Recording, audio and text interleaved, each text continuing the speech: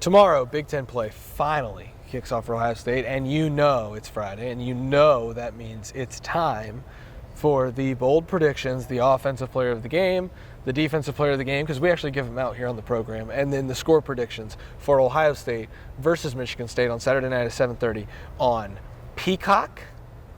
Tim, Andy, bold prediction. I was in the batter's box. I was already dug in. I'm going to go with Will Howard having 350 total yards. I'm saying he gets his first 300 passing game of the season. I also think he'll run for 50 yards. I think we're going to see a little bit more from Will Howard in the run game. I think he'll also score on the ground for the third game in a row. Wow. Okay. Go ahead. I'm not going to beat around the bush. I got Travion Henderson becoming the guy we're talking to after the game this week, the running back we're talking to after the game this week, scoring minimum 3 touchdowns. Travion Henderson, I don't care about the yards one way or the other. Travion Henderson, 3 touchdowns. I'm tired of picking somebody to score 4 straight touchdowns on their first 4 possessions. That prediction goes in the cupboard.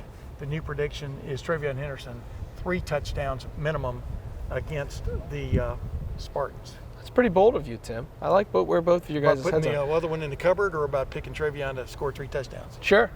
Sophie's choice. I'm going to go with 4 Ohio State turnovers forced, not Ohio State turning the ball over 4 times. Really? I think Ohio State's going to force 4 turnovers. Look. Wait a minute. If a guy just throws the ball to you, is that a forced turnover?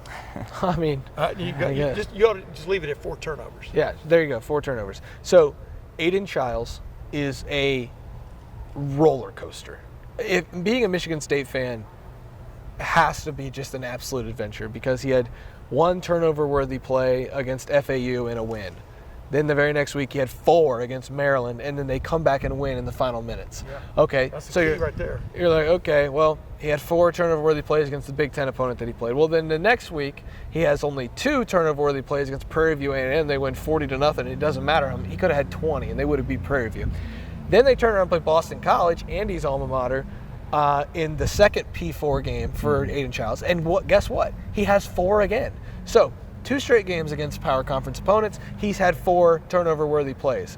Ohio State, when you have turnover-worthy plays against a defense this good and this pissed off after what happened this past Saturday, I think they're going to capitalize on those. So it's going to be 4 Ohio State turnovers against Aiden Childs in this Michigan State attack, and I don't think it's going to be that difficult of a sweat. It might even get to 5 or 6. I think Ohio State's going to eat on defense, and if I'm wrong, then I'll getting graphic with this pick. I'll make sure that Aiden Childs knows that I congratulate him.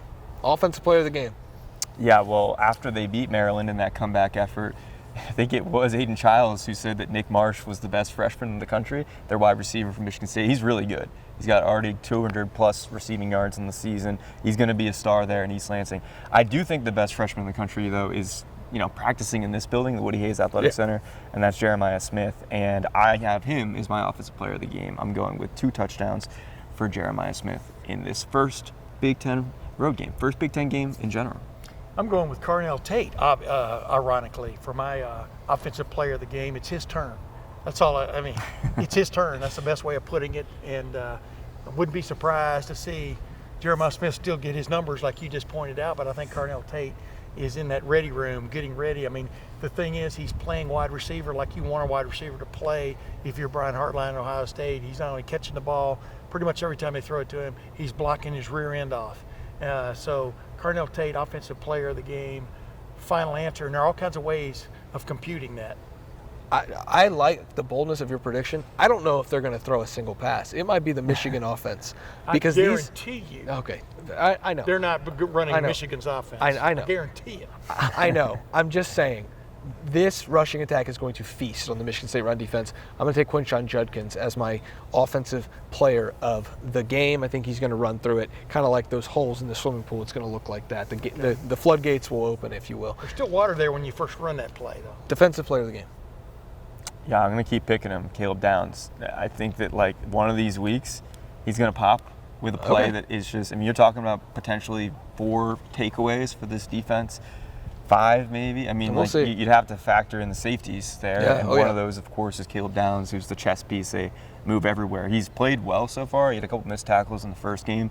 Since then, has been pretty clean. Hard to notice maybe the first time you're watching the game, but I do think in a game like this, maybe he will have that interception that everyone sees. You know who would have been the defensive player of the week last week if he hadn't given up that one touchdown, that little late post, is Lathan Ransom. Right. He did match up really good. I mean, you've watched that play 3 times. He's got turned around.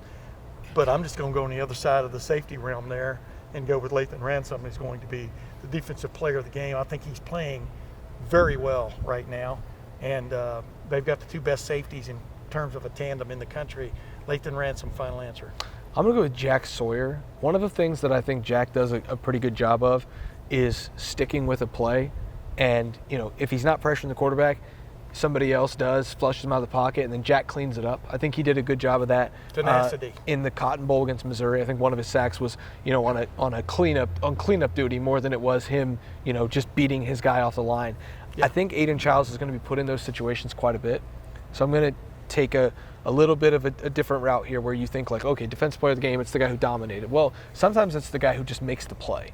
And I think Jack is going to be in a position to make the play, not because he just completely manhandles the poor offensive tackle there, but because he sticks with plays really well, and he stops the run in a pretty decent way. And so if Aiden Childs does escape the pocket, I think Jack's still going to be there to help set the edge, but then if it gets broken, he can clean those up and have a couple sacks. I look for Jack Sawyer to have a good game. Don't forget I picked JT Tuimoloau out to be the player of the game last week, so things still have to break right for you, but I'm hearing you. Hey fans, let me tell you about our friends over at Gametime, gametime.co, and the Gametime app. Gametime is the place to go for last-minute tickets. You're trying to go to East Lansing on Saturday for Ohio State, Michigan State in prime time, go to the Gametime app and gametime.co. If you're trying to go to Ohio State versus Iowa next week in the Horseshoe, hey, gametime.co and the Gametime app, that's the place to be. Gametime lets you organize your tickets and how you want to see tickets with the Gametime Picks, the new feature that they've got over there. They also do a price match where if you buy a ticket on Gametime, you get a cheaper ticket in the same row of the same section on a different ticketing app. You send it to Gametime, they refund you 110% the difference. Oh, by the way, $20 off your first purchase when you use the promo code ON3. That's ON3. $20 off your first purchase in the Gametime app and gametime.co when you use the code ON3. Go to gametime.co right now, the Gametime app. It's the place to go for all of your ticketing needs as you get ready to go watch the Buckeyes in person. Or you can look at concerts. You can look at different plays, theater. They have tickets for everything. Gametime.co and the Gametime app. It's a place to be, especially when you can use that promo code ON3 at checkout for $20 off your first purchase in the Gametime app, gametime.co.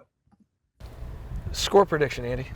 I'm going 41-13, Ohio State. I'm really curious to see how they defend the run, not only with the quarterback run with Aiden Childs, but you also have Kyron Lynch-Adams. You also have Nate Carter. Like, they have a pretty good backfield, and that rushing attack is pretty intriguing for Michigan State. Of course, I mentioned Nick Marsh, the wide receiver they had, Montorie Foster Jr. They have some weapons there at Michigan State. Jonathan Smith, I think that rebuild, I was a little bit interested after the first week against FAU. I was like, where is this at? Are they going to be able to be anything this year? I think they're a little bit ahead of schedule, not so much that they could contend with Ohio State, though. So I have it 41-13.